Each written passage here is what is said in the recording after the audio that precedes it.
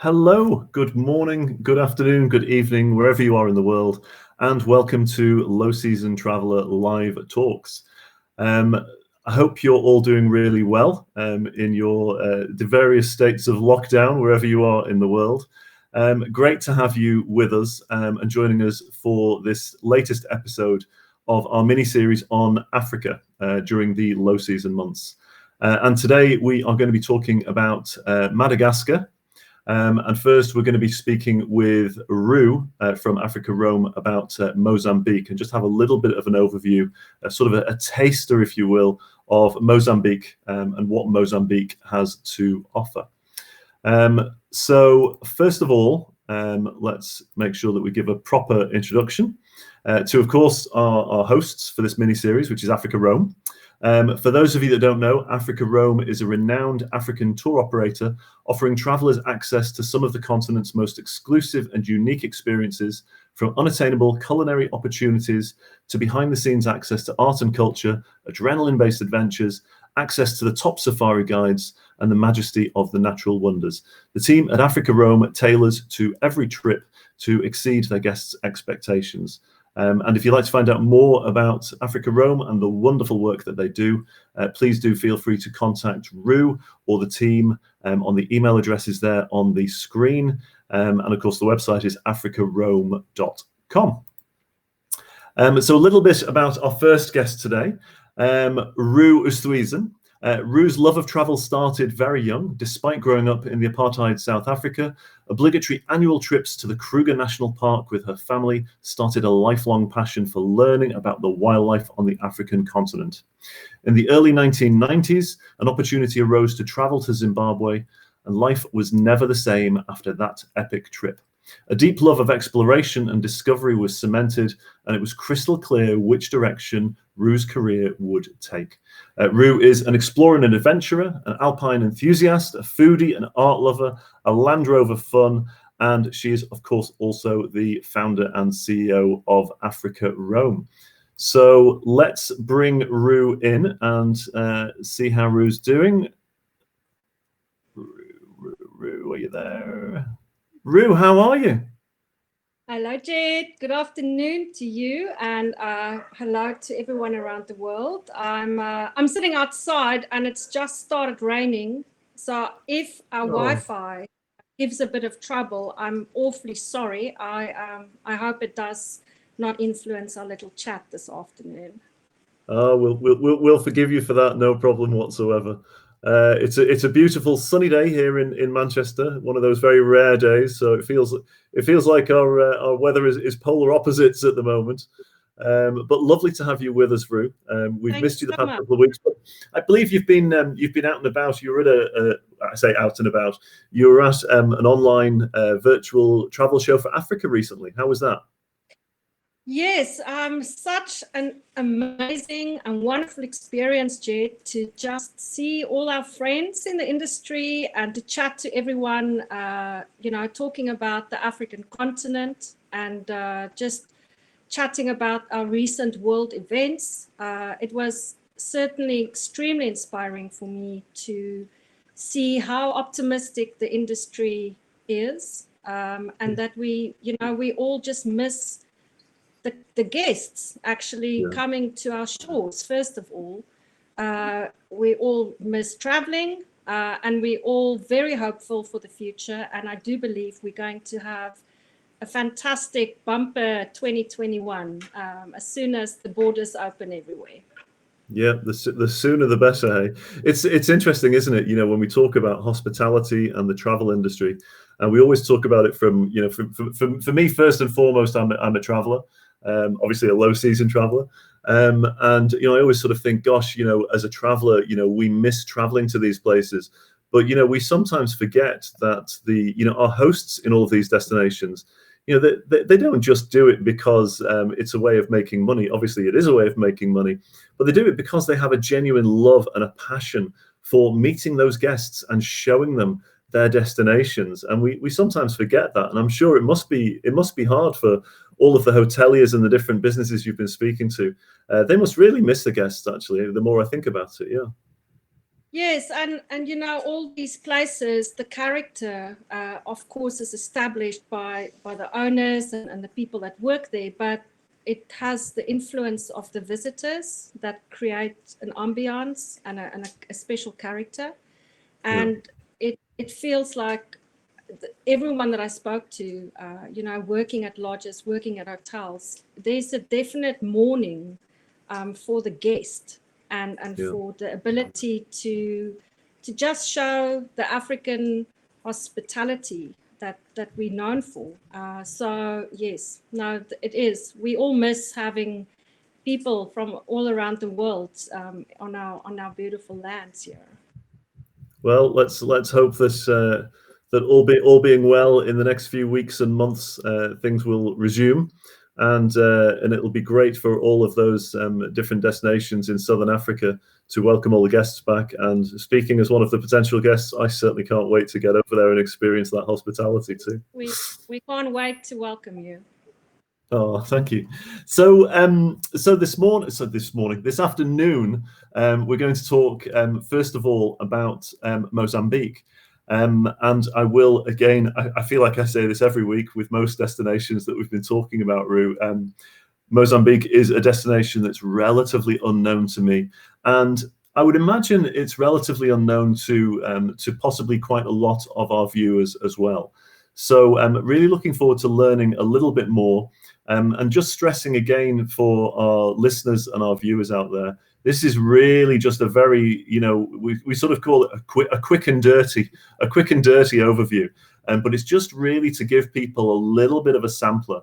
And then I think, maybe the hope will be, and it'll be the same with some of the other destinations we've featured throughout this series, is maybe at a later date, we'll go in a little bit more depth on just some of the parts of these countries. But for the whistle stop tour, let's find out a little bit more about Mozambique.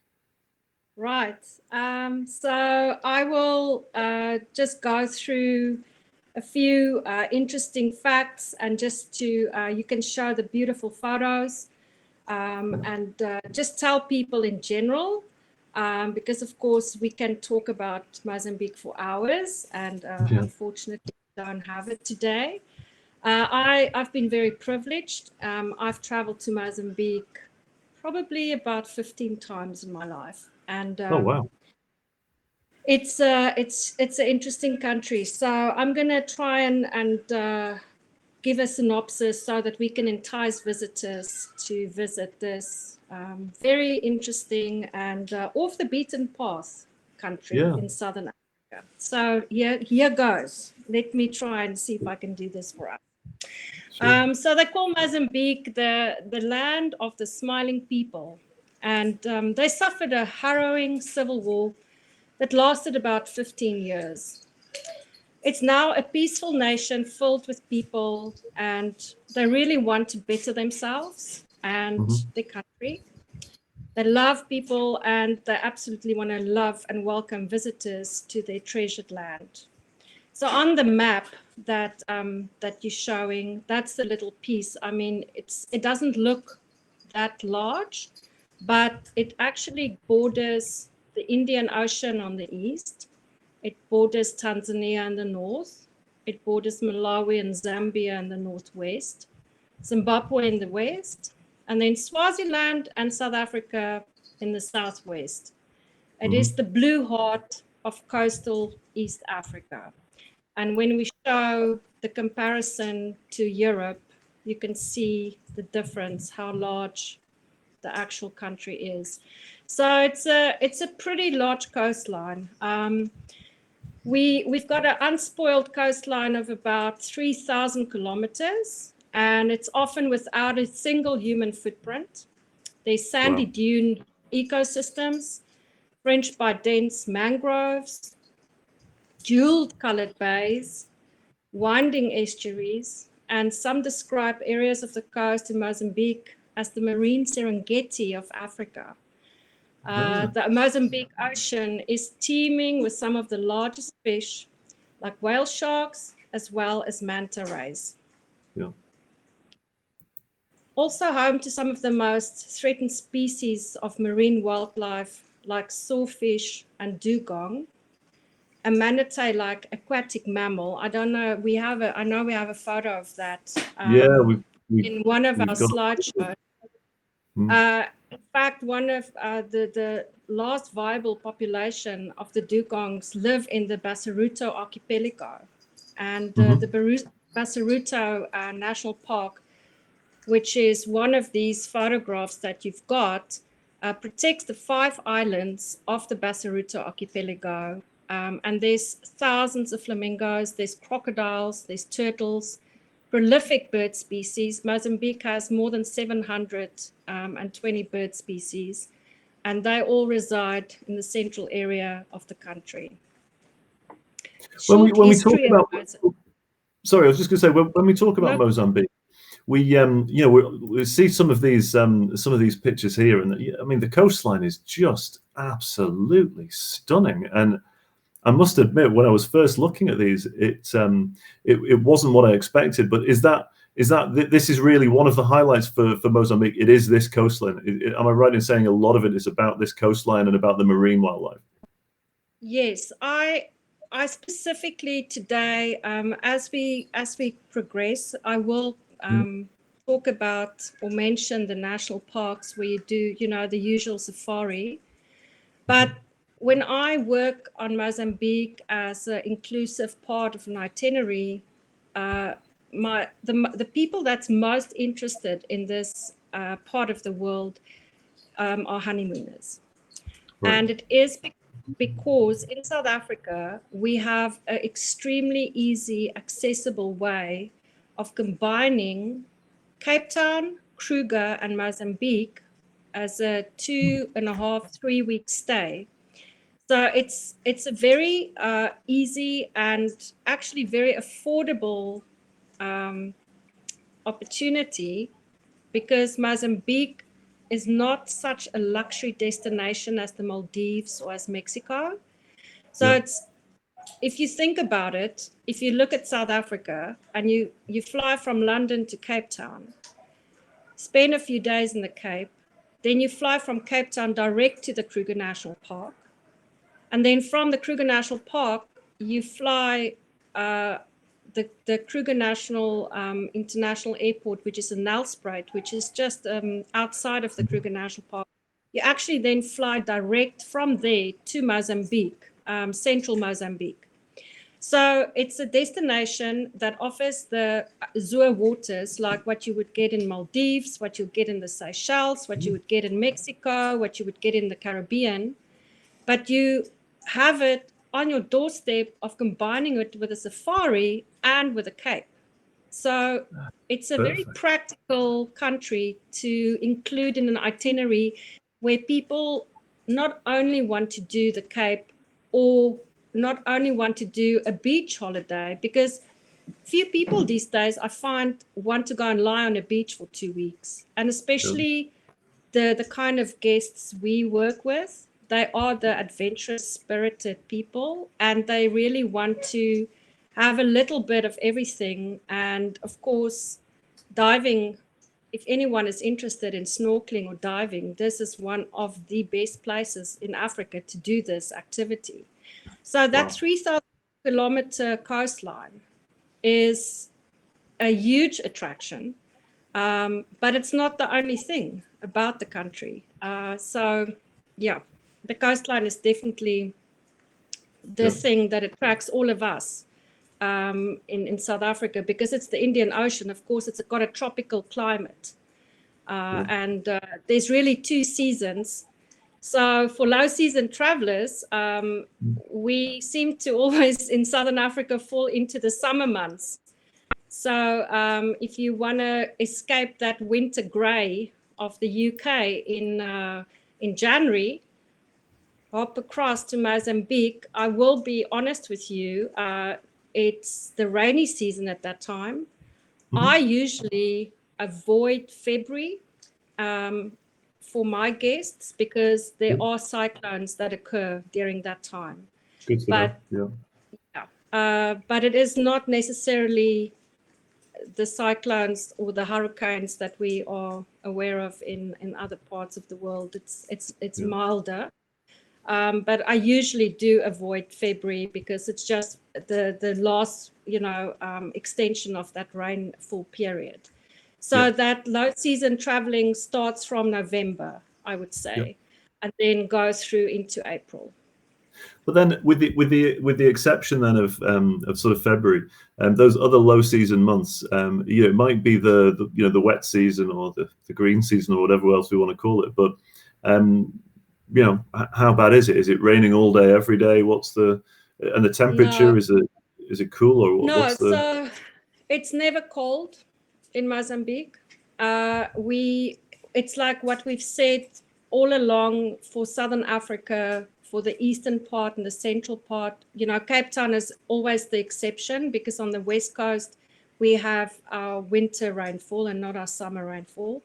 So in actual fact, it combines the Cape, which is at its warmest time of the year, and also kind of low season in February because people usually don't travel that much in February in the Cape, mostly in December. So you can actually combine the Cape, do a safari, and then go into your Mozambique area where you have the thunderstorms and those beautiful torrential downpours in the late afternoon. It's not like the United Kingdom where it's raining continuously throughout the day. It's extremely warm, so you can go and swim in the ocean. In the morning, you wake up and the sunrise like that is, it takes your breath away. And then in the evening, you have the thunder and the heavy rain that comes down. And by the morning, it's all gone. And it's beautiful and fresh and humid. But if you like the heat, that's the place to go. We all love the heat in the UK, so yes, I know. Well, you would definitely love it. I think, I suppose you haven't been to Mozambique because you said that you don't know it very well. No, it's a bit of a secret place in Southern Africa. The problem is with Mozambique is that the history, the Bantu people came into between the 1st and the 5th century, they came into the country, established the country. And then later on, the Swahili people, they arrived between the 7th and 11th century. But the Portuguese actually discovered the country in 1498. Vasco da Gama, he arrived and they colonized the country. And that's the country has extreme Portuguese influence. In fact, the main language of the country is Portuguese. And of course, the seafood, if you like seafood, I promise you, you cannot believe it. You just go down to the beach and you find a local fisherman and you have crayfish, prawns, and the most beautiful fish. And there's a huge Portuguese influence in the style of cooking. So if you like a little bit of spice and a little bit of heat in your food, then this is one of the places that you should come and visit because the diet across the whole nation on the coastal side of it is definitely seafood orientated. And they've have this thing called peri peri. I don't know if you know what that is. Yeah. And I've heard of peri peri. It's like spicy. So peri peri, prawn and everything is, you just cook up a barbecue on the beach and you have corn on the cob with some prawns and rice and some peppers. And that's, the way that you eat there. So very active kind of holiday, swimming in the ocean and then having a seafood barbecue at night. Nice. Is it quite popular, Mozambique, with people from South Africa? Because I would sort of feel with the UK, it's not as well known, as other Indian Ocean hangouts, which would include sort of other parts further up of Eastern Africa as well as the islands that we know. But Mozambique, it really is. It's quite an unknown, and as we sort of see the pictures and of the incredible beaches, and as you're talking, I'm just thinking, actually, it's just insane that more people aren't doing that twin center that you pointed out before, which Sounds utterly idyllic. Is there, is it, the accommodation and everything else? It's all, in line with what you would expect in Southern Africa, good quality accommodation as well? Well, so there's a few questions there. I'm going to try and answer them. First of all, the South Africans descend on Mozambique for the Christmas holidays. Right. But that is true for the Cape as well.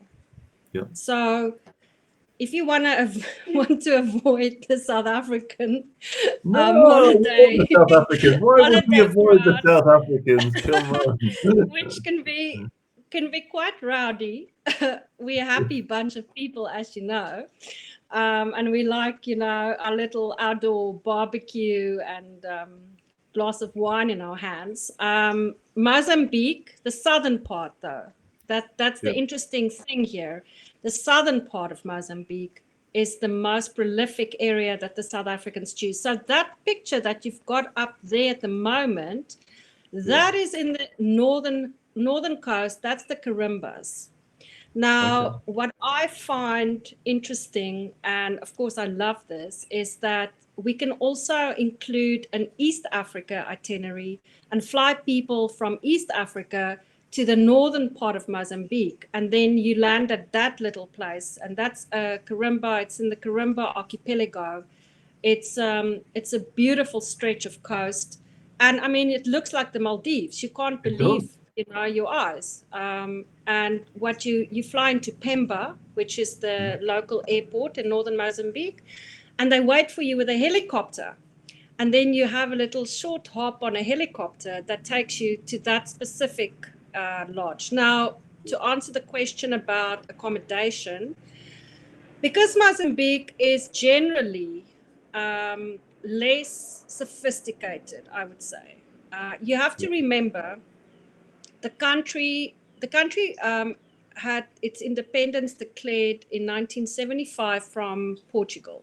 So that's 45 years ago. Mm-hmm. And shortly after that independence, 2 years, in fact, later, tremendously detrimental. Oh, that's our dugong. That's our the dugong. Yeah. The Civil War broke out and it decimated the wildlife. It created enormous poverty, desperation for these people. So that ended in 1992. So if you think about it, the country is actually emerging. It's getting out of its, phase of rebirth. Mm-hmm. And because it's so young, and because the wildlife especially was decimated, it wasn't regarded as a safari destination. And so a lot of people didn't want to invest in this country because why would you, if the political situation is so unstable, no one is going to put money in. Sure. So one of the reasons why the country is not as sophisticated as many other parts is because of a lack of funding, a lack of investment. But that's changing now. It's definitely, we can see a huge change. There are a handful of extremely beautiful and 5-star rated lodges, which we can offer. And then there's, the level of the accommodation differs. So it's not as expensive as you would imagine an Indian Ocean holiday to be. And I think it's got a charm that you won't find in other places, because I don't want to say that the people are desperate, but they are so humble and they're so grateful for the fact that the country has opened up to the world, to tourism, and that they can develop it. And like I said in the beginning, it is known as the land of the smiling people. They are extremely friendly. The only small challenge I find is that my Portuguese is extremely poor, and Portuguese is the actual language that it's the official language of the country. So nevertheless, I've never not been able to get along or travel through the country with it's not difficult. And of course, everyone at the lodges speak proper English, and so there's no language barrier to put people off for visiting the country. I suppose one of the advantages, I guess, of Mozambique is as an Indian Ocean sort of paradise, really, with the kind of beaches that it has, and some of those islands, like you say, it's like looking at the Maldives. Is it might be not quite as advanced as the likes of the Maldives in terms of the tourism offering, and it might at times be a little bit rough around the edges, but that adds to the charm and character, and also it's reflected as well to a degree in the price. So I guess for a lot of people, they will be sort of thinking, actually, if there's a time to go to Mozambique, it's now, before all of that huge investment does go in, because obviously when that investment goes in, they're going to have to recoup it somehow, and that's when the prices will rise. And that's what happened in the Maldives and the Seychelles as well. Well, that's a good point, and something that I want to touch on, because the country at the moment, is pristine. It has a very small footprint of visitors, and it's not really that well known to many people in the world. But hold on to your hat, because they've discovered natural gas, and it's going to change. So it might be off the beaten path at the moment, but I can tell you, for me, I think in the next 10 years, Mozambique is going to be a very different place. The character is going to change. I'm very happy for the local people that they have the ability, to have that industry to improve their livelihood and to help them to grow their country and their economy, because they are one of the poorest countries in the world and most underdeveloped countries in the world. But for the traveler that's always looking, like we always say, we turn left when everyone else turns right. If you want to find one of those places that is still off the beaten path, then Mozambique should be a place on your travel map that you should see now, because it is going to change drastically within the next 10 years. Yeah, those that's a leatherback turtle. Those leatherback and loggerhead turtles, they have a breeding ground in the southern part, the Basaruta archipelago. It's one of the most important parts in the world. I think there's 3 other places in the world where these animals have safe havens to breed. So it's really extremely important that we, of course, we visit these places that we love, that's off the beaten path, but then we also have to protect the wildlife and the ocean. And we, it's the thing we always talk about. It's that catch-22, because you want to be certain that you don't overpopulate, and that's why low season traveler is such a fantastic idea. You want to go to places where you don't leave a footprint, too many footprints, but at the same time, these places also need people to come and bring money for economy and for development and to protect the wildlife. So it's a huge responsibility that we have. The humpback whales, if you're into the ocean, I'm a big ocean person. I love being in the ocean. That's why I live at the ocean. So if you're a marine enthusiast, please take a trip to Mozambique. You can swim with whale sharks. That's a humpback whale with a calf. You can see them calve in the northern waters, in the Carimbas during the low season. And so, it's just the most incredible country. It's worth a visit. Perfect. Well, we sadly we are out of time for the Mozambique section. You've absolutely done a sterling job as expected, Rou, for whetting the appetite for Mozambique. And let's say from a purely personal point of view, I'm wondering why I never really considered Mozambique myself before. It was so under the radar. But hopefully, anybody out there listening to this as the podcast, or indeed watching this live or on YouTube, hopefully they'll be sufficiently enamored with everything that you've been saying to try and find out a little bit more. And of course, yourself and your team, this is what you do. You organize these kind of experiences, like you were saying before, where people from the UK can go to the Cape for a few days, go up to Kruger, experience the very best of the Kruger, and then get over to Mozambique for some really great times on some of the most incredible beaches in the world, but also see a different side of nature, and know that their presence there, their tourism presence in all of those places is helping to protect and preserve those places and the nature that's in them. And I think that's absolutely wonderful. So it's opened my eyes massively, Rou. So thank you so much for that. If I may just take one more minute, I think it's important to also just mention to you that because the war decimated the wildlife populations, they are reintroducing wildlife, and there are astonishing national parks in this country. And maybe in 5 years from now, I can guarantee you it's going to become a massive safari destination when they can get the infrastructure. So we can maybe relook at, Mozambique from a different perspective in a few years' time. Look forward to that.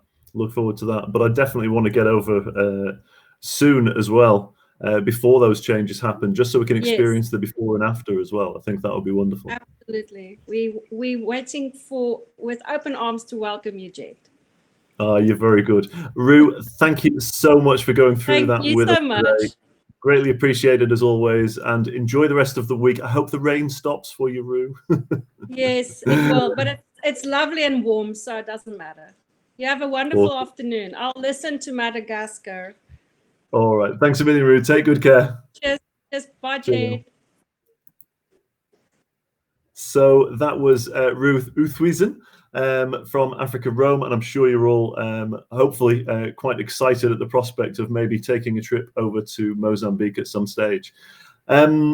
Next up, we are heading over to Madagascar, and this is actually one of the very few places that I have been to. Not often I can say that this series. As always, we have our expert with us from AfricaRoam, Warren Pearson, who is a specialist naturalist guide, explorer, photographer, fellow of the Royal Geographical Society, done projects with Animal Planet and National Geographic, and just an all-round good guy. So let me see if I can get Warren onto the show for us. Are you there, Warren? You are there. How are you? Hi, Jed. You're making me blush. Yeah, I'm trying to work on the intros a little bit these times. How are you? I'm very well, thank you, and you. And good afternoon to everyone, or good morning, wherever you are in the world. Yeah, exactly. It's you don't know who we're speaking to. Evening, afternoon, everybody's all over. How's the weather where you are? A little bit chilly, rainy in the Cape. We have a bit of a cold front that's hitting us at the moment. So, but yeah, it's nice. I mean, for Saturday we had a beautiful day of 28, 29 degrees Celsius, and then it sort of dropped on Sunday to about 15, 14. So it's very up and down at the moment. It's that time of the year. Yeah, that's the way of it, I'm afraid. Well, look, let's crack straight on to Madagascar. Madagascar, a place that's close to your heart, Warren?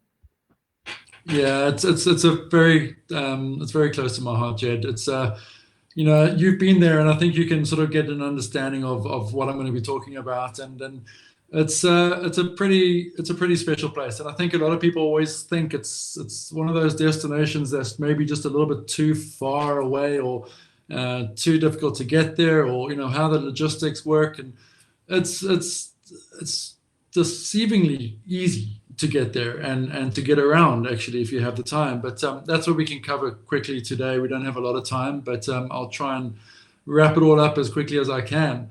But it's a country that it's been named the eighth continent on the world, and it's basically it's got mind-blowing diversity. It's located just 250 miles off the coast of Africa, on the east coast of Africa, and it's the fourth largest island in the world. I think the others are Greenland, Papua New Guinea, and what's the other one? I think it's Borneo. Yeah. Borneo, that's right. So, it broke away from Gondwana land, the landmass, about 165 million years ago. And it's followed a distinctly separate evolutionary history, which has resulted in around 98% of the island's native reptiles, amphibians, and other fauna being endemic. So what you find in Madagascar, you're not going to find anywhere else in the world. Yeah. And just to give you an idea of the size, you've got the map up there. It's a big island, and getting around is not easy. There are domestic flights that you can get around, which are very unreliable, I'll be honest to say. And if you have the time, rather drive. You see more of the country, you interact more with the people. But the landscapes are just, they're spectacular. You get palm forest fringe beaches, you get semi-arid deserts, limestone pinnacles, volcanoes, grassy plateaus. I can keep going on and on. A lot of people call it the Galapagos of Africa. And it's just, the wildlife and the adventures are just incredible on this island, which I really, really love. So, a lot of people ask me, when's the best time to go there, or when is the time to avoid? I like to say when is the low season? And that's what I always try and get people away from, is the crowds of people. Yeah. But it's difficult. Madagascar runs across several latitudes, and its climate really does vary. So broadly speaking, the north is very hot and tropical. Mm-hmm. The west is temperate. The east is wet, and the south is dry. To put it into a bit of a box, if I can put it like that. Most of the island's rainfall is January to March. So what Rou said with Madagascar, very similar.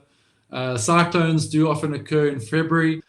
These are the only months that I would advise to travel cautiously. I'm very careful to say don't travel, because I've had people that have gone there in these months and had spectacular time. So if you are going to go in these months, just be aware that, cyclones do occur.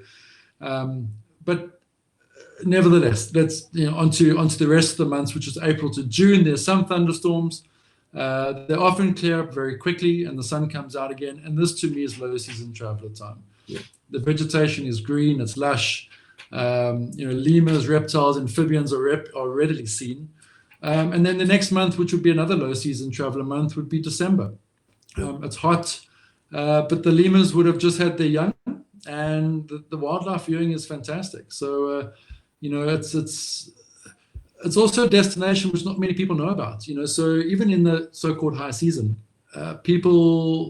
you don't get a lot of people there, which is fantastic. So if you do have this adventurous spirit, and I know that people listening to these talks and these podcasts that are of that nature, this is a place you definitely want to go and have on your bucket list. Yeah, for sure. You get some, you were sort of saying there how, due to the geography of the region, Madagascar kind of slipped away from the main continent of Africa all those millions of years ago, and as a result, the biodiversity is very strange. And there's just a couple of images here, but this is, and I think we'll come on to this a little bit later on as well. This is a giraffe-necked weevil. It's possibly one of my favorite insects in the world. Just so bizarre looking, isn't it? Yeah, it's a giraffe-necked weevil, and it's incredible. And just to put it into perspective, the size, it's literally the size of my thumbnail. That's how small it is. And you find them in certain areas of Madagascar, but just this photograph, I remember clearly, we probably spent an hour just watching him or her as it sort of moved around the leaf structure. It is truly a incredible animal. And I mean, this is just one of many on this island. And this is what I love about it. The biodiversity of Madagascar is for me, it's the main attraction. It's everyone has lemurs as the number one go-to. Why do we go to Madagascar? Well, it's for the lemurs. But the lemurs are just one part of it. For me, yeah, it's well, I don't even know where to start, to be honest with you. There's just, you get chameleons the size of your fingernail, which we're going to get to a bit later on, to one of the largest chameleons in the world being the Parsons chameleon, which if I put my forearm like that, it sits on my forearm. So if people are used to a traditional African safari of the vehicles and your typical morning and afternoon safari, Madagascar is not the place for you. And here you take wildlife on foot, and this is about exploring the forests on foot.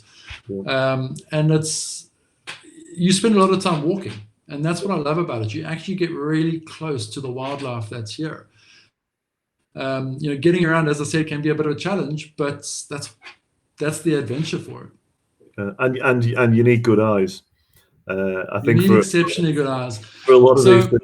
I mean, we were talking about chameleons there before, and it was really interesting because they were saying, there's loads of chameleons around here, and I was like, well, I can't see any, and they're like, well, that's kind of the deal.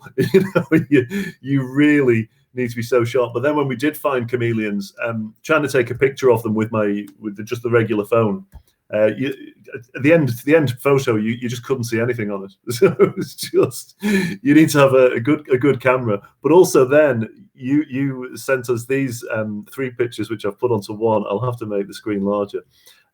Talk us through what this creature is. This is incredible. So this is a leaf-tailed gecko, and the camouflage is incredible. I mean, it's just, I don't think I've come across many animals in the world that have such unbelievable camouflage. And if you look at the picture on the left, I mean, you look at it and you think it's just a part of a tree stump. You don't see anything there. And the only reason we found this is because my backpack, when I brushed past a tree, my backpack actually just hit the tree a little bit, and this gecko stood up on all 4 of its legs and then sort of went back down again. And that's how we saw it. But I was very nervous after this to actually grab any tree or branch while I was walking through the forest. And I mean, it's just, it blends in so well. The middle one just gives you an idea from where the tail is at the top to where the nose and the bottom of the head is at the bottom of the screen. It is, I've yet to come across an animal that is, to this day, I still get in awe of this creature and how it just hides itself. I've just never seen better camouflage. Just before we quickly move on, does it change color like a chameleon, or is it always the same color? And it just chooses very carefully the trees that it goes on. It doesn't change color, so it just chooses the correct vegetation that it goes on. So to be honest with you, that picture there, the 2 on the left are the same animal, and the one on the right is actually a different one that we found probably about an hour later. And you'll notice there's a slight difference in the darkness of it. So you do get different species or subspecies of these geckos. It's incredible. It really is. You have to see it to believe it. Yeah, sure. This then is just this is a couple from my photographs. So just as Warren was saying there, I was fortunate enough to be in Madagascar. Actually, this time last year, it was July last year. And that is a place we'll come on to. On the left is a place called Noziranja, which is just absolutely beautiful beach.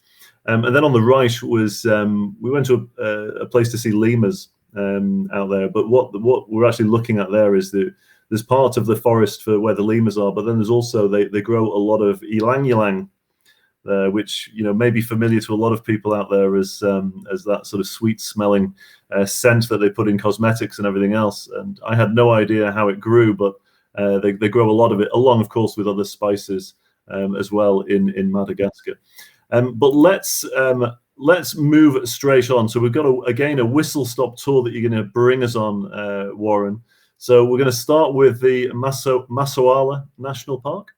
Masoala National Park. Now, Jed, I'm going to probably skip so much on each of these destinations that we talk about. And the island is so large. It's got such wide-ranging habitats. It is very difficult just to try and cover everything. So I'm gonna the ones that we have highlighted here are some of my favorites, and there are some that probably some people have never heard of before, which I'm hoping is the case, and why I want people to go and travel there. But Massawa, it's in the northeast of the island, and this park has an incredible array of biodiversity. Half of the flora and the fauna found in Madagascar is actually found here. Together with its offshore island of Mozambique, it represents the largest of Madagascar's protected land areas and some of its least visited. So for the low season traveler, perfect place. Its habitats range from flooded forest marshlands to coastal forests to mangroves. And this is also one of the very few places in Madagascar where the rainforest actually meets the sea. And you've got that photograph there, and I asked you to put it up there because it's the one part of Madagascar that always reminds me of that movie, Madagascar. So if you just go back one picture, you know, and I'm pretty sure most people around the world have seen this or heard about this movie. It's quite an old one now. I'm not sure when it came out initially, but the kids love it, and it's a fantastic way to put Madagascar on the map. And this park, whenever I'm there, that's what it reminds me of. It reminds me where, you know, these animals washed up and they met the lemurs and the fossa, and so yeah, it's a spectacular park. Yeah, we've got a picture of it just there as well, which looks amazing. Can you pronounce this one for us, please? I'm waiting for you to do that. Ranamafana National Park. This is possibly the most well-known park in the country, and this is due to the discovery of a species of lemur in 1986 called the golden bamboo lemur. I think you got a photograph of it here. Yeah, we have, there we go.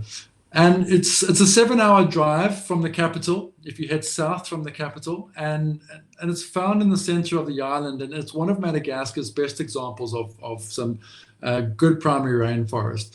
There are also 11 other lemur species and about 30 endemic species of bird, and we haven't even got to the bird life yet because that is something completely different. But also what can be found here is the fossa, which is Madagascar's largest mammalian carnivore. Now, November to March, during the hot and rainy season, is a fantastic spot to come to Ranamafana for viewing of reptiles. A fun thing to do while visiting the park is also to visit the Kianjavato Lemur project, where you can actually help with research projects and track a lemur, which is a very eerie looking creature called an eye, also known as a long-fingered lemur. It's got this very long digit, and it's as I said, it's very eerie. I don't know if you have got a picture. I think maybe one of the later slides you might have a picture of it. So just something nice to do there, something different to do in Ranamafana, other than just and let me just say, with all these parks, they have different routes that you can hike through and walk through and go and explore. So it's just something that you can do when you're there at each of the parks. Go and ask about sort of what are the projects. There's a lot of conservation projects going on. And this Kianjavato Lemur project is one that I always try and get people to get involved in and do some of the research in the park and help the researchers. Yeah, love that. Next one is Andasibe. Very close. Andasabe National Park. This is probably the most popular national park in the whole of Madagascar, and it's purely because it's only a 3-hour drive from the capital, Antananarivo. And being so close to the capital, it has this good road structure, which means it's a very popular park, and it's open all year round. And it also guarantees some phenomenal lemur sightings. Probably one of the best lemur experiences in the world. You have 13 different species there, but why I've put this one on is it's probably one of the best places to spot the Indri. And the Indri is the world's largest lemur. And for me, there's nothing better than waking up really, really early, getting out into the forest, being the first people out there, and going to go and track and find these lemurs, these Indris, because they have this howling call every morning that they do, and it roughly goes on for about 5 minutes each group, and it sounds like the mix between a wolf calling and a whale calling mixed together. It's the most crazy sound in the world, and it's something that I just completely love. So that's one of the reasons why I put Andasabe on here. It's a very special place. It's actually got 2 parks. There's 2 parks to Andasabe, one called Pyrenee, which is very popular. It's right next to the main road. And then my favorite is manta deer. So of Lesotho, you got those two, Pyrenees, manta deer. Manta deer is my favorite. This is where I could spend all day in. You need a 4x4 to get in there, and you need a long way to get in. It's really difficult to get in, so you don't get the crowds. That's the best part of it for me. But yeah, you get to see Parsons chameleon, which is one of the largest chameleons in the world. One of the best places to find it. You need to look hard still. They're there, but they're very, very difficult to find. So yeah, it's a fantastic park to go and explore different experiences, from manta deer to Pyrenees. But definitely a park I would put on your list to go and see. I've got to say, before we move on, Indri, do they always look so surprised to see you? Pretty much, yeah. I was looking at so many photos to put on here, and every single one, they look like, oh my God, you've just caught me doing something. I just thought it was quite funny. It's like they've done something naughty and you've just you've caught them. You've just snuck up on them. Isalo National Park is next. So this is one of my favorites, but not for its wildlife. It's the sheer diversity of the landscape that you find here. It almost feels like you've stepped back into a Jurassic period with these massive sandstone mountains that have been shaped over time by wind. Although the wildlife may not be as extensive here, there are still, however, 14 species of nocturnal lemur, of which 7 are endemic. There are also a number of amphibians and reptiles that you can find there as well. So for me, this is about getting out into just being in complete and utter wilderness. And yeah, if the lemurs aren't number one on your list, but landscapes are, and seeing dramatic scenery, I mean, that is just should speak for itself, that picture. This is a national park I really do love to get to. Yeah, love that. Absolutely stunning scenery. Just so different to some of the scenery from the other parks as well. Exactly. Yeah. Ile Saint-Marie or Ile Saint-Marie or Nosy-Baraha. Ile Saint-Marie. Some people also, the locals know it as Nosy-Baraha. Sorry. Yeah. This is an island, and it's a very large island. Actually, it's 50 kilometers long by I think 7 odd kilometers wide. But it's located just 8 kilometers off the northeastern coast of Madagascar mainland. It has some spectacular deserted beaches that are, if you just picture any sort of scene from a movie where you have these coconut palms and primary rainforest, and it seems completely wild, and it is. That's what it's like. It has some inland villages, and the best way to get around is to get onto a mountain bike and just go and ride around the island. It is really, really spectacular. It's an ideal spot for whale watching during the months of July to September. The diving and fishing is incredible. There's quite a few different wreck sites that go from easy to challenging. And interestingly enough, for me, this is quite a highlight. It's probably from a childhood upbringing, but it has the island's and the world's only pirate cemetery. Wow. Complete with skull and crossbones on pretty much every single mortise that you get there. Yeah. It's the only one in the world that you can go around and actually have a look at, and this is where pirates were buried. Wow. So just a little bit of history there, which puts you back into this bygone time. It's a crazy feeling when you're there. I'm guessing there could be some treasure there as well, Warren. You never know. I'm pretty sure a few people have gone looking. I'm sure they have. Ankarana National Park. So Ankarana is up in the very north of the island. It's a geological wonder. It has these incredibly unique limestone rock pinnacles known as Tsingy. But the topography of the park is so varied. And in addition to the Tsingy, there's a tropical jungle, there's fast-flowing rivers, green forest, you get canyons, and possibly the biggest underground network of caves in Africa. It's said to have the highest diversity of lemurs in any of the reserves of Madagascar. With I think there's about 11 different types of lemur that you get here. It's also a fantastic place to go look for Fossa, that carnivore that I told you about that primarily goes and hunts lemurs. And it's another favorite animal that's there of mine is you get tenrecs, little streaked tenrec, which is a tiny, small little rodent-looking animal. You got mongoose, you get striped civets. It's really an incredible place. But the singi there, the picture that you've got there is just one of many different forms of singi that you get. And it's quite interesting, the singi, the formation is it's a lot of people ask, how did this singi form? And it's actually began get my maths right now. I think it's about 200 odd million years ago, when layers of calcrete accumulated at the bottom of a Jurassic lagoon, and they formed this very thick limestone bed. Later, with a lot of tectonic activity, it elevated the limestone, and as the sea levels then fell during one of the ice ages, I think it was the Pleistocene ice age, if I stand to be corrected on that, even more of this limestone was exposed. Then, because it was no longer underwater, these ancient sediments were carved by monsoon rains, by winds, and it just, what you get is what you see there today. And it's got this crazy formation of, some of these are jagged spires, some of them are rounded surfaces.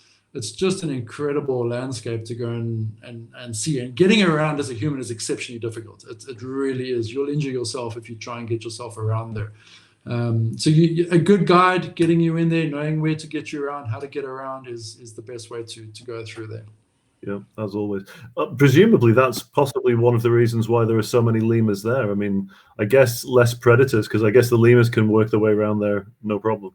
Absolutely. Lemurs and sifakas, that's very easy for them to jump across onto these spires and to move around. So absolutely, you're 100% correct. Yeah. Ifati. So Ifati is down on the southwestern part of the island, and it's actually one of the original beach destinations when Madagascar first opened up to tourism, and therefore possibly also the most well-known and visited from a beach destination. However, it has the advantage of around 300 days of sunshine. Now, for I think most people in the UK, you're going to go, hang on, I need to get there. But it has 3 areas of private spiny forest. Now, you got a picture there of some of the octopus trees, what they're called, and these are. It's incredible. All I can try and say to you is, try and imagine the quintessential symbol of Madagascar, which is the ring-tailed lemur, bouncing across and clinging to these wild spiky plants. It's incredible. There's a very good example. Thank you for that. It's the spiny forest is something to see for itself. It's hard to explain. And I say spiny forest, people don't really understand what I'm talking about unless you've gone there and you've seen it yourself. And that goes for most of Madagascar, to be honest.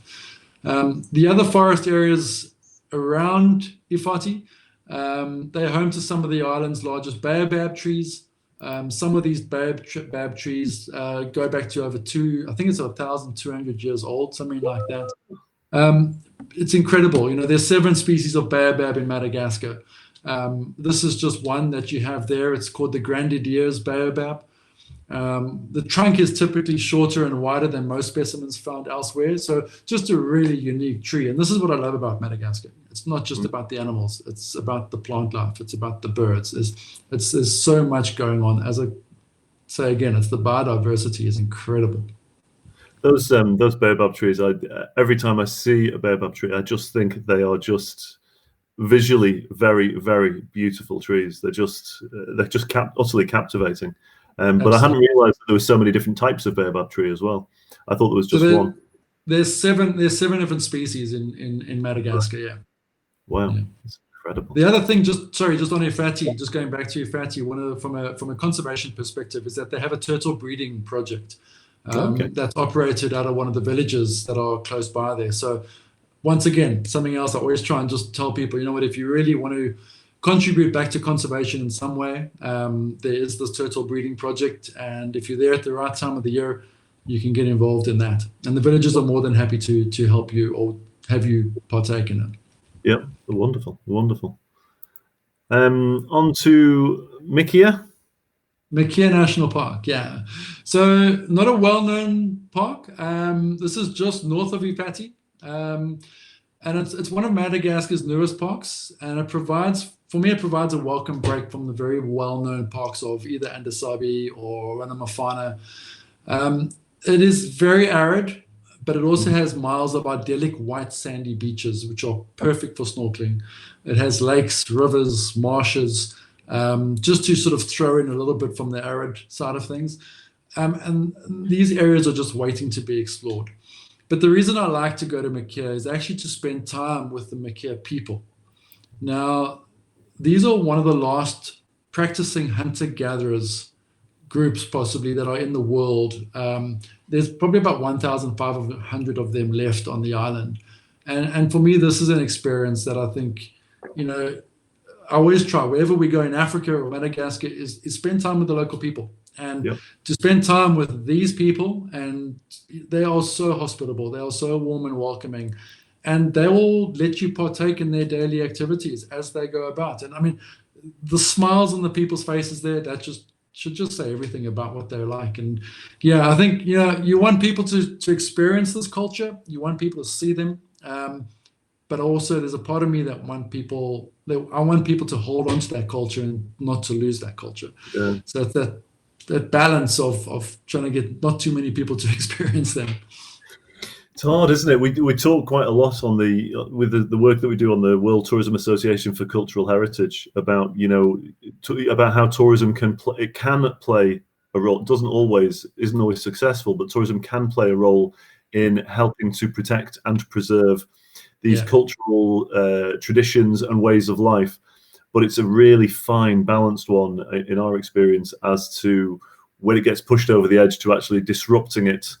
And it's hard. It's got to be done in a really carefully managed way. But tourism can be a force for good, for helping to preserve that, especially if tourists like myself and yourself and others, I guess, want to go to that destination to experience that cultural way of life. And then those people can recognize that there is a true value in retaining that culture. Hopefully. Exactly. It's a very tough line, and it's a very fine line to, which way do you go? And it's a balancing act. It really is. Yeah, true. Amber Mountain National Park. I can pronounce that one.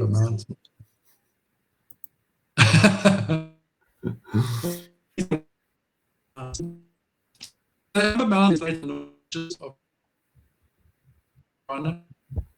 National Park. It's named after the amber residents from the localities that are in medicinal qualities.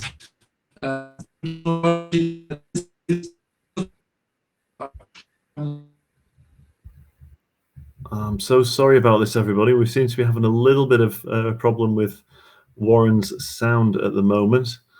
I guess there's a bit of an interference. Can you still hear us, Warren?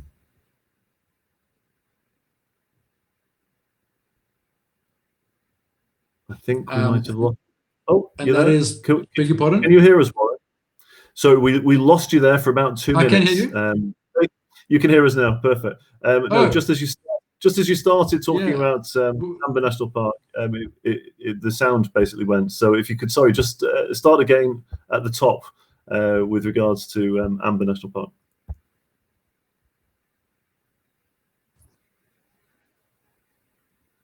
Okay, I'll start again if you're hearing me correctly. I just wanted to talk about Amber.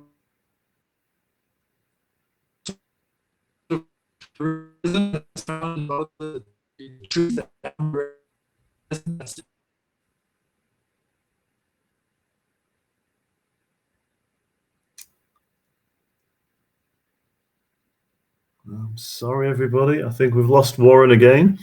I'll try and fill in while we see if we can get Warren back. But I know that that Warren was going to talk about this, which is one of the smallest chameleons. I think it's the smallest chameleon in the world, which is the micro. I want to say it's the micro pygmy chameleon, but I'm sure Warren's going to have fits if I've got that wrong.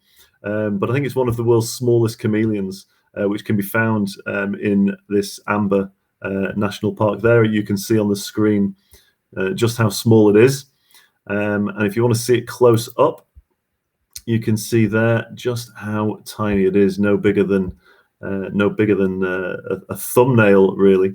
We're just going to see if Warren's back. It doesn't look like he is, so we will quickly go through a couple more of the pictures for you. He's next going to talk about Mackay, which again looks like it's another beautiful part showing the diverseness of, or the diversity, I should say, using a correct word, of Madagascar yet again. And it's almost got a Grand Canyon type feel to the place, has Mackay, with some incredible rock formations as well. At that point, we were going to end anyway, so we've just accelerated where we were up to. So what I will say is thanks to Warren. If he can hear us at all, I don't know.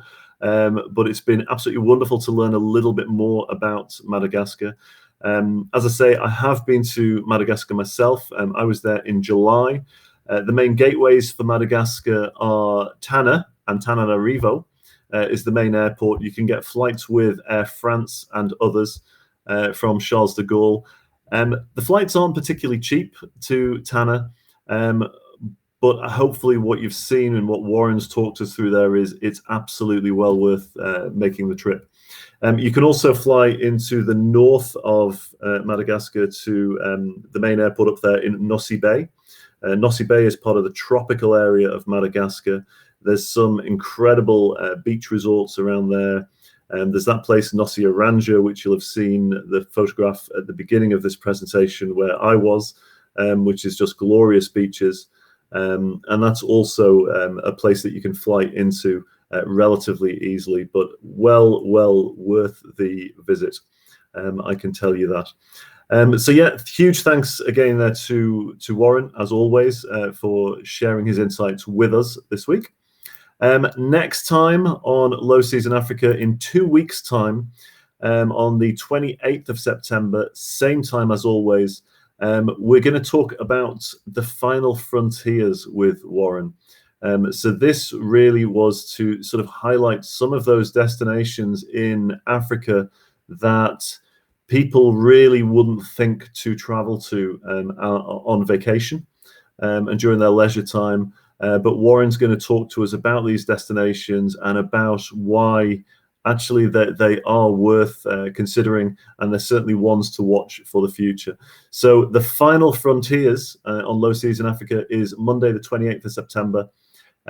Same time as always, New York 9 a.m, London 1400, Madrid 1500, Cape Town 1500, and Dubai 1700. Hope you can join us for that. We'll send the link out on the Facebook group shortly.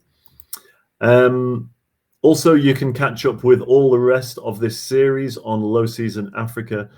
You can find the podcasts on iTunes and Spotify, and also you can see these videos rerun through on YouTube as well. And of course, all of the content is available as always on lowseasontraveler.com. Last thing before you go, please do join us as we strive to make the low seasons in the destinations around the world more accessible and encourage people to travel during the low seasons, as it is a more responsible time of the year to experience the world's destinations. And you have an experience which is less hurried, it's less crowded, more socially distanced, and usually it is cheaper as well. But we believe it's the best time of the year to travel. But then, of course, we're Low Season Traveler. But please do follow us on Instagram, YouTube, Facebook, Twitter, and of course, LinkedIn as well. That's our show for this week. Look forward to seeing you in 2 weeks' time on Monday, the 28th of September for the final frontiers. But until then, stay safe, stay healthy, and don't forget, now more than ever, it's better to travel during the low seasons.